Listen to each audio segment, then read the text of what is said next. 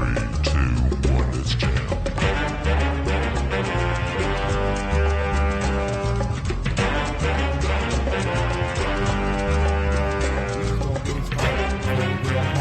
And boom! What's up? What's up? What's up? What's up? Welcome What's back, up? goddamn, to another edition of Tell Me a Joke, the Guideline Chasing the Dream. I'm your host, Maniacal, Menace, Kyle Smith. Say the whole thing like a pimp named Slickback. And today, finally, oh my God, I am so excited. We have the powerful one, the one that stands out, the one whose looks are just as amazing as her words. I had this all written down. I had it here in the shower and I was ready. I was gonna give it. But anyway, man, put y'all hands together for kanei. Oh, I got the button right too. Yeah, there it is. Yeah. How you doing? Oh my God, I'm great. I'm great. Awesome. This is amazing. Yeah. Like, you know, I get finally, to get I guess this is amazing. What's up? Not much. Today I just chopped it up, and I heard that you just finished wrapping up a cipher. Yeah, before we got man. here. So, you know, it's a poetry cipher. We just went into the studio and laid it, you know, just like a couple of us in the community got together and we went into the studio and laid the cipher, and that's getting mixed and mastered right now. And there's a video to follow, so stay tuned. Stay tuned. That's stay awesome. tuned. How does that feel to actually like video style record or just record a cipher for any purpose? It's first of all, it's surreal, right? Because it's poetry, right? So that's the first thing. Like it was exciting, but just to be in the booth and just laying your lines and just doing what moves you, like no restrictions, just the freedom to say and flow and just be in the room with other creatives. It was amazing. It's amazing. I've always tried to capture the visual of poetry. But I've never known like where to go with it. Like I always think I need to do this and I need to put this together, but then I need to add a whole bunch of other stuff just so people understand what I'm conveying, and I never feel like I'm getting the message across every time I try. Because the message never ends, right? Yeah. So the message just keeps going and going and going. So once you figure out the message in its entirety, then you can split it up into different topics within the message. Yeah. You know what I mean? So say like you're talking about a message of love, but to actually teach somebody about love, you got to teach them the good and the bad, right? Yeah. So there's a story about pain, there's a story about happiness, and then there's that story in a period where it's all about self, right? Because you got to learn to love self. So you just did, that's like 5 poems right there. So once you just knock it down to like, you know, all of the messages that it takes to convey one message, then there you go. That's the way I do it. I don't know, creatives tap in. I don't know, maybe. That's knowledge, right? How long have you been doing poetry before? Honestly, if I had to make it a roundabout point, it is coming up on like 30 years. Like I'm 49. I've been doing poetry since I was 19. That's journeywoman status right there. Yeah, so, you know, first, you know, all poets are poets, and then, you know, we go with the flame and whatever's burning right then. So for me, it was poetry, then it was rap, and then it was rap, and then it was poetry, and then, you know, poetry just kept changing. Was that what it was gonna be from the start? Like, do you knew you was gonna be a poet when you got older? No, hell no. What was before the poetry? It was like I was supposed to be a rapper. Okay. And then you know, first of all, I was in like a singing group, so I was like like a singer, and it was like me and my two kind of like best a friends. TLC singing group? We were supposed to be it. And then actually it came to fruition, and then life is life, right? Yeah. So then it didn't work, and we tried to find another girl to replace her, and then that didn't work, and then me and my girl, we was like, you know, let's be rappers. And then we always had a knack for writing, so then we started writing, and then that turned into us growing up. And I went to my first poetry reading, and I was like, damn, maybe I'm not a rapper, maybe I'm a poet, and it just started and just from like there. that, it just switched. Pretty much. That's an awesome upgrade. That's an awesome origin right there. Because I've never known myself to be a rapper. I've always wanted to rap, but I always know I had a way with words. Right. So like when I first got into actually think about, I never just thought about, oh, let's do poetry. I've always just wanted to be on stage. Right. So you're an entertainer, so to speak. Because Yeah. I completely enjoy you every time I see you. Thank you. It's definitely something to see. Like, my inspiration comes from everybody that I see, that especially the people that I like to have on my podcast, just because there's somebody, I see something deeper in that person. Right. Like besides just what other people see on the surface. Like I understand, because as an entertainer, as somebody that actually goes on stage, what that person has to go through to actually express these feelings that they're giving to us, and it's more than just something light, and that's why I said you're very powerful, especially when you step on stage. Your presence and also your wordage and the way that you speak, the way that you carry yourself, and the things that you talk about in your poetry is just like, okay, all right, you definitely know that this is a person that's been doing this for quite some time and definitely knows her way around the stage and a mic. right, Yeah. right. I mean, man, it's a long time. It took me a long time to get here. Yeah. And then, for me, it's about my footprint, about legacy. Like, I'm just looking for ways to pour in consistently. Like, just letting, like, my next generation of people just keep pouring into them, because it's time for me to sit down. Like, it's at some point, the road changes for me. Like, it has to, you know what I mean? So I'm grateful. I'm grateful. That's awesome, because I'm waiting for my road to change as well. I'm waiting for the electrical to stop. I don't want to do that no more, and I'm waiting for the entertainment side to pick up. And I'm trying so hard to break in, but however I can, just to try to wedge in there, because it seems like my time span is starting to shorten, to where I back then I had the time to just run around in the streets and do whatever, wake up all whatever times and go to work and do what I gotta do. But now it's like I'm having more responsibility because I'm becoming more of an adult now, and so it's like, how do I manage lifing, Oh my God, how is managing that and also continuing to continue to write and be create? creative? You find the little spaces, and you will find, even in the little spaces, those little spaces turn into such big spaces. Yeah.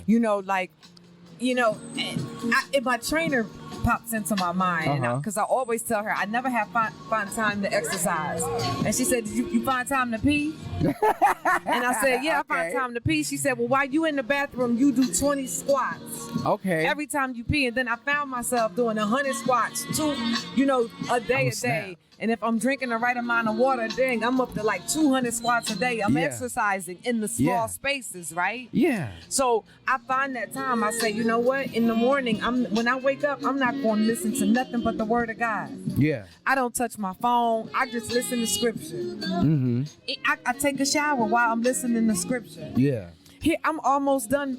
I didn't completed the whole Torah of the Bible already, just by waking up, taking a shower, and listening to the Scripture. Downtime, that in little the bit of small downtime. spaces. Yeah. You know what I'm saying? So if I say I'm going to write for 5 minutes today, that 5 minutes turned into 35 minutes for the week.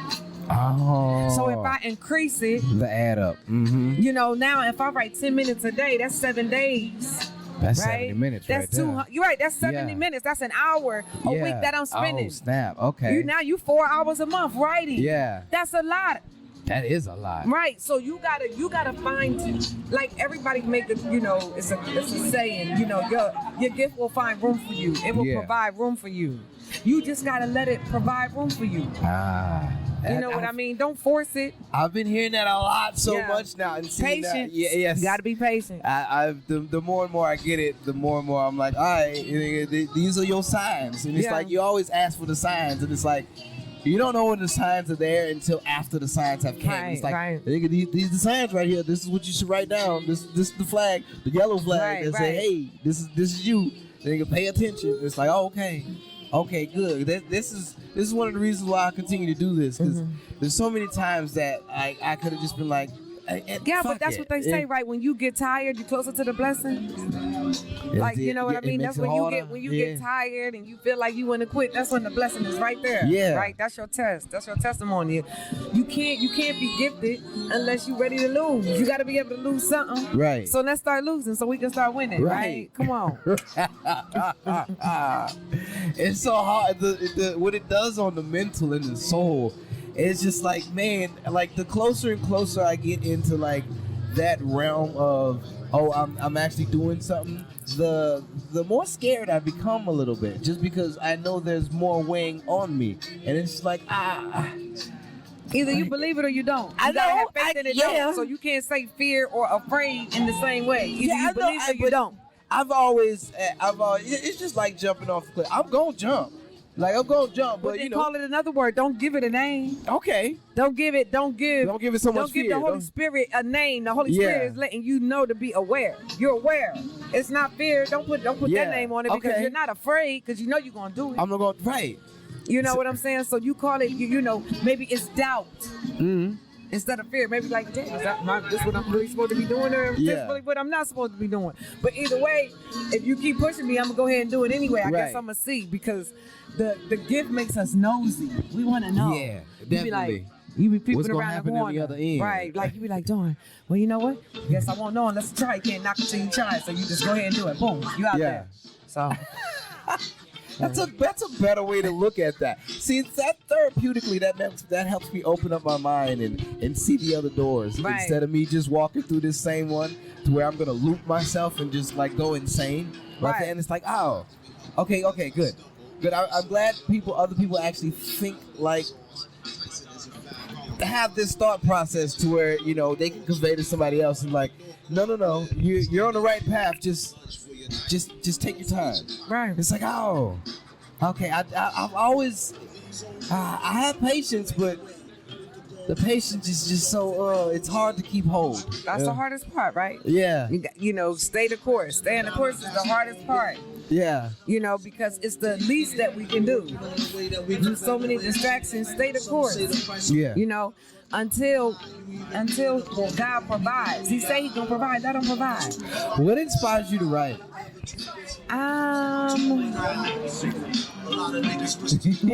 Women's issues. Confidence, giving women a voice, not to be afraid of. You don't have anything to be afraid of. Was that what it started out as? Yeah, it started out as I wanted to be the voice of people that didn't have the voice to speak. I think, right? Yeah. You know, so you always don't want to be a product of your environment. You always want to prove to others or prove to yourself that you can make it. So you stay driven. Is that what your rap was like as well? Was it more on a positive note, or it was really on a positive note, but that was cute, you know. So it was like, hey, you know, I'm talking so about, more of a salt and pepper vibe, kind of like salt and pepper, because we was soft and lovely, like, you know, like okay. salt and pepper, like I salt like and that. lovely, like I the love perm, it. Yeah. Okay. All right. I'm really telling y'all how old I am right now. Hey, come on though. Hey, people gonna listen and be like, oh my, all right. Now you get to know a little bit more about the person by just having a normal conversation. And this just comes out organically. You know, it's not like somebody told me anything like that. Ooh, ask her about this. Yeah, right. You just delve into it. You know, I like to tell people that in my past, I went from doing nothing in high school, and then after high school, well, besides in high school, I was a cheerleader. All right, that was it. I didn't do football or nothing like that. I wanted to, but I didn't make it. So boom, cheerleading all the way up to college. And then when I got to college, because they kicked me off the cheerleading team, certain people know that. But you know, besides that, I played rugby after that. Right. And people look at me and they're like, Kyle, how you not play how you not play football and become a cheerleader and then go from cheerleading to rugby? Yeah. I was like, I mean, I just, I've always wanted to play rugby ever since I was younger because it was something different. I never wanted to be the same as other people. That's kind of why I do what I do now. Just I want to be in my own little lane. Well, be like, you're definitely in the lane of your own. You definitely in that. Trust me and believe that. Yeah, it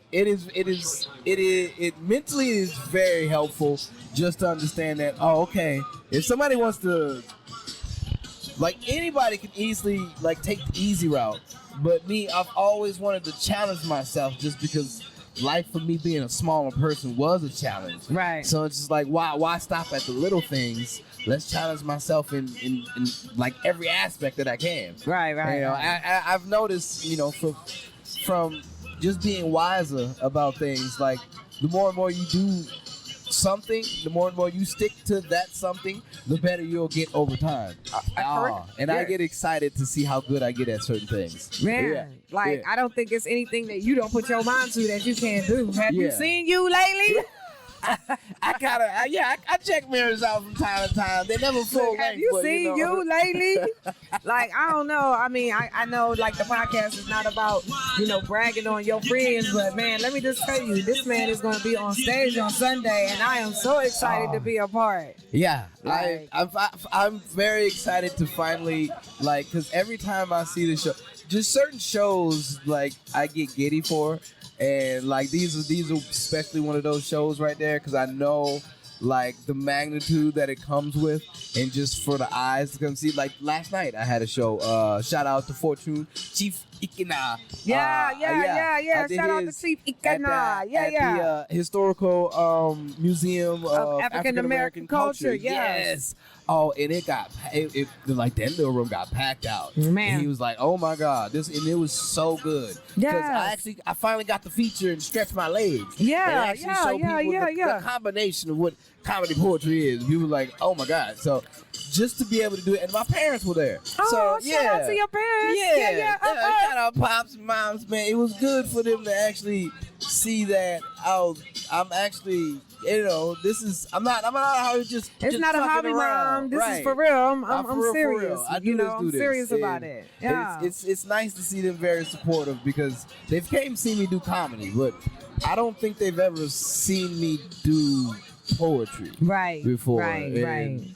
They've seen my poetry before, but they've never seen the comedy poetry. So that aspect, I like to see my parents proud. So did you have the whole butterfly things, the whole thing? You're like, oh my God, really? You was excited? Yeah. But nervous? For me, I like when my family sees me do something good. Right. Just for the fact that I've always thought I was a little delinquent when I grew up, when I was getting older, when I was growing up. So, just anything that can impress my father and my mom, like I do that. Like anything that's gonna make them smile. Be like, hey, I know I rebelled, but look what I did from this rebellion. This is a fruit from your labor. This is a product of you, right? And, look at me, I'm doing good, Mom and Dad. Yay! Yeah. I'm not out here just fooling around. I'm actually putting the work in out here, and it's they see the payoff. And, right. Oh, it's good to show them. Yeah. Man. So how do your, like, was there any backlash whenever you started this from anybody? Be like, oh no, you shouldn't do this. Why are you doing this? Why is this the route you want to take? No, it wasn't that kind of backlash. Like, poetry is for anybody is very welcoming. I think. I think it was my kind of poetry that kind of kept me in the corner. It took me a long time to break the barriers for people to let me, spread my wings and come on stage. It was very, very, very hard breaking into the market, so... But I stayed the course. Breaking into a market. Yeah. Now, that right there in my head just sounds so difficult because there's so many ways to get into a market, but there's never a set way. It's just this is how it happened for me. This is how it happened for me. Yeah. Like, that's what happened.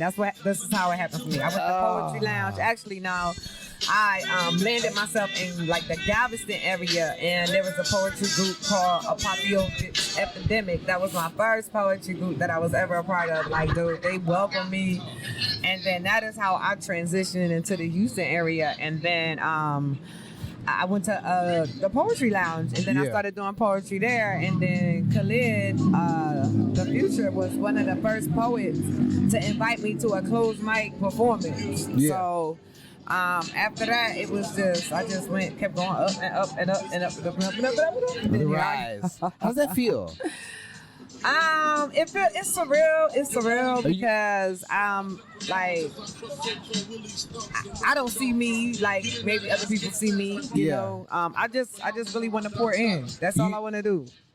So you know when it's happening though. You know, like I guess when things are starting to pick up.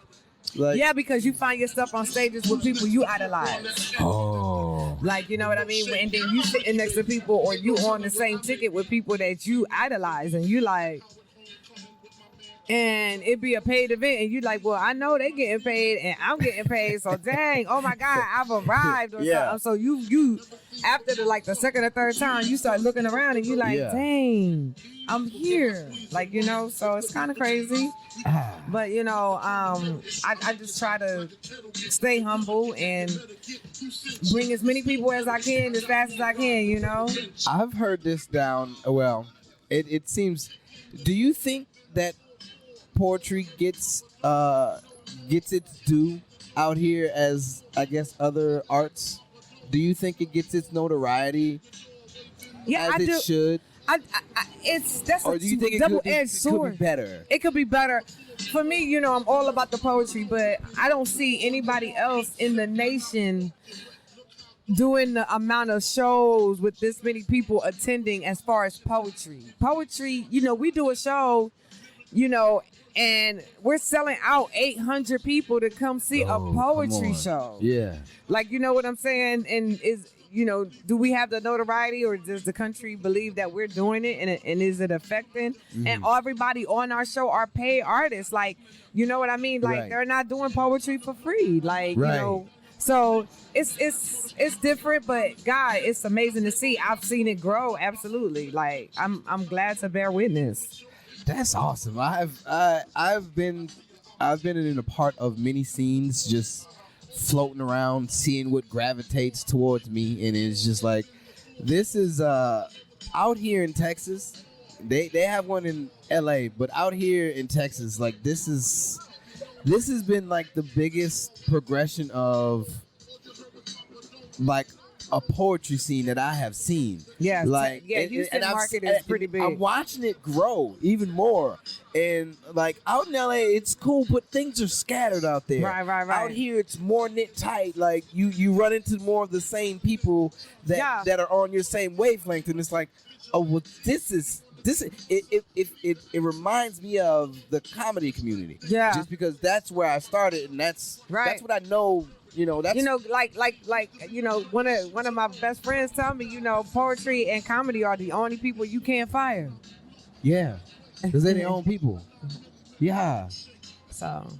I can't wait till get to that status. Me too. Shoot, what you saying? I know that status. I'm still, you know, doing God's work. Yeah. Being a nurse, so you know. Oh, this is a good question to ask you. I've asked a couple of poets this before. How do you know when a poem is done?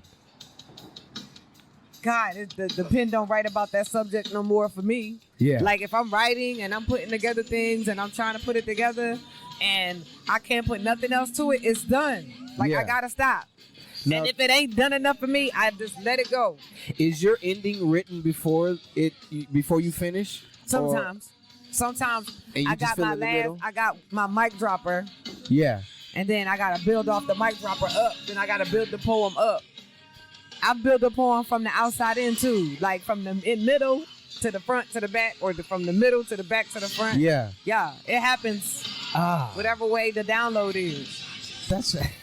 You know, I don't think I've ever done. I don't think I've ever done that method before. But I start from the beginning, and usually I have the ending before I finish. Right. Or where I want to go, or how I want it to end. Right. Yeah, and everybody has a different method and everything. What is your method of memorization? Whew. So I think I memorize as I write. Yeah? I memorize as I write. Do you constantly rewrite your poems? Yes. I memorize while I'm writing. So I rewrite. It helps me to find the errors. It helps me to find my timing. It helps me to find the spaces to where I need to pause if I keep writing and writing and writing it. So yes, I write my poems. I write them. Like I don't. Right. I don't. Just I like write. like Yeah. ink, like ink to pad. You know what I mean? Yeah. So I'm strictly straight to my phone, like, and then I'm one of those people that I recite all day while I do my work, and I constantly keep reciting it, certain stanzas. Yeah. After certain stanzas, like, but I'm writing is more like reading for me, and I hate reading. Right. And I don't care. I can look at it and read it that way, but it's kind of like punish work. Oh. And I don't like. I'm like, oh, I gotta rewrite this. Right. You know, rough drafts and shit were scary for me. I'm like, Right. how many errors I'm gonna get back? I don't want to rewrite this again. So I look at it and I recite it that way. And usually, whenever I go on stage, that's the rewriting process, because however it flows out of my mouth, that's usually I notice that, and I'm like, oh, this is not how I wrote it down. Right. But this is how it's gonna be now, because this is where it fits. This is how it suits in my mouth. Like I feel it in my soul. So this is the transition. It's helping me to transition to the next part by saying it like this. So this is the way it's being said. So I get it. Yeah. I get that it. That is the perfect how it. This is how it fits in my mouth. Yeah. That is the perfect, because usually I like to do a lot of facial expressions, which helps me a lot with reciting and being able to just. This is probably the worst place to be in. It just I didn't expect it. Like, I was cool when it was James Brown and everything that was on. But now I think we got Uber Stank on here. Now I'm not sure. This is a Puddle of Mud or Nickelback. They came screaming at us, and now I know. It'll be, you know. Well, we got some good stuff in, you know. Yeah, we talked about some good stuff. And usually the great thing about this is these mics usually just pick up. Oh, there we go. Yeah, this is better. Okay, good.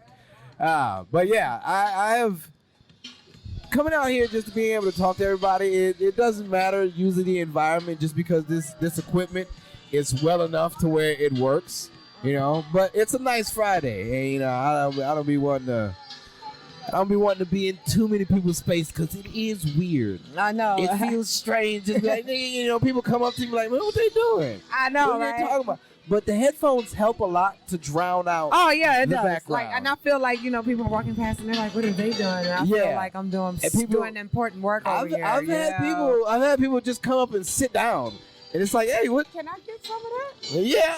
Like, hello.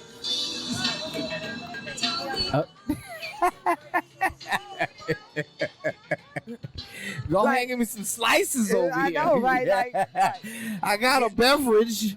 Yeah, don't I keep have looking the at it, nourishment I'm like, portion. Like, when is it coming? I know, right? Like, I've been stuck, you know. Ain't nothing wrong with. Had a long day of shooting and everything. You know. Oh, that is a veggie pizza right there. You know.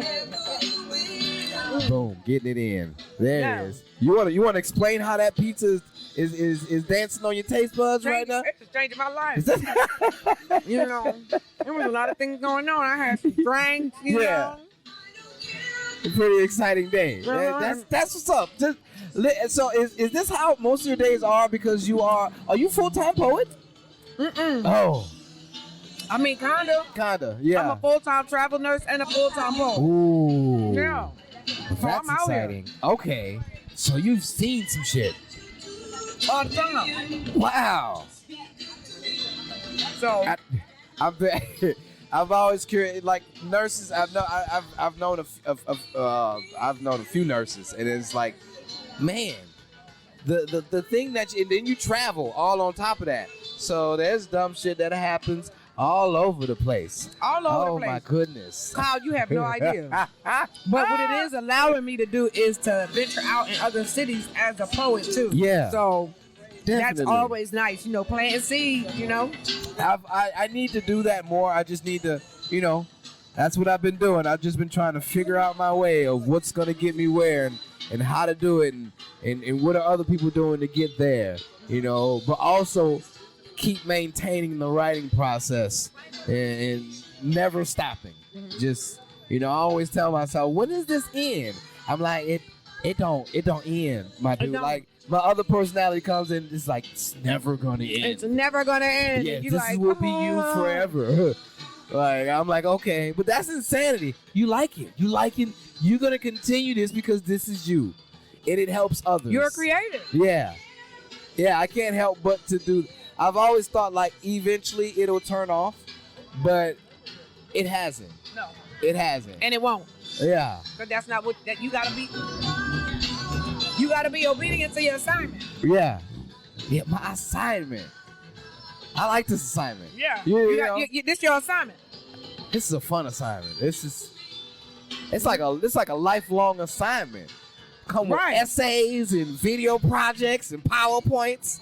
Oh, you hurt my head on that one a little bit. Whoa.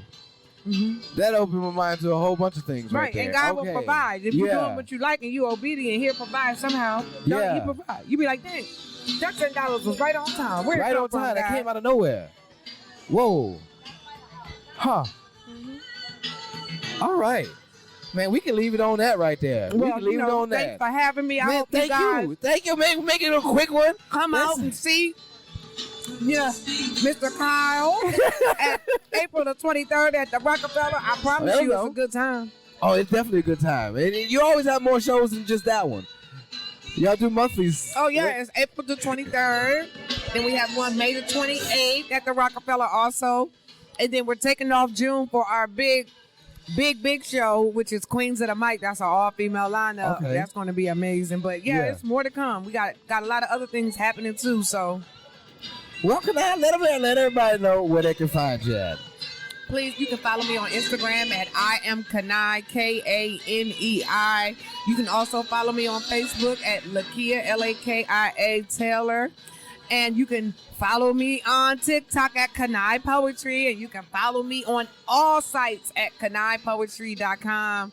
It was such a wonderful time having me here. God, it was great. I'm glad I get to catch you. This is good. This is a good environment. Tune in, guys. Tune in. Yeah. Besides all this music, don't worry. I'm gonna fix this in post. But hey, man, y'all know where to find me at. Goddamn it. This is the Maniacal Menace Kyle Smith. Say the whole thing like a pimp named Slickback. And until next time, jokers, keep dreaming. I think that's what it is.